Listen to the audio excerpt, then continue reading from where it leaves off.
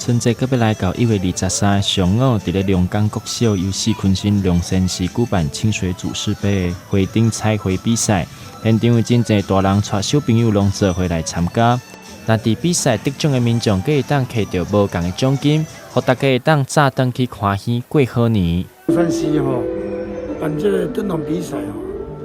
是主要互遐囡仔大家都创作画画要摕来过年时阵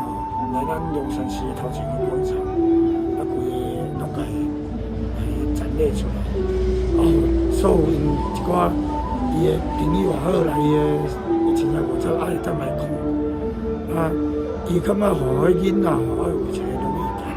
乐意。首先非常感谢我们这一次龙山市，然后结合我们龙岗国小，还有我们家长会长这样子举办一个彩绘灯笼的一个比赛。那透过这样子的一个活动，除了可以结合亲子之间的联络感情以外，那也透过这样子的一个彩绘，让我们的社区更加融合，更有年味。那希望在疫情严峻的情形之下，我们也透过这样子的一个活动加以宣导，一定要将疫情守住，那让我们的活动可以办得更好，那台南各方面防疫的工作做得更好。透过举办比赛来替今年的旧历春节龙山市增加真侪过年的气氛。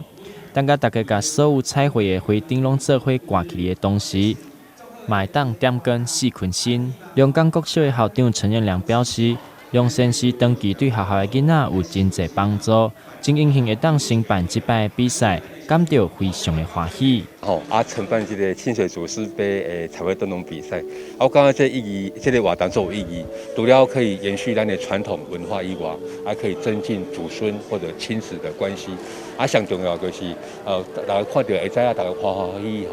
这边现场充满了正能量，可以把这个疫情呢让它退散。最后要提醒大家，最近疫情的状况较紧张，这摆花灯彩绘活动嘛，因为因应疫情的关系，甲社会组邀到另外一个教室来做比赛，同时嘛要呼吁大家随时要注意防疫的相关规定，加注意自身的健康安全问题。台南新闻刘品言采访报道。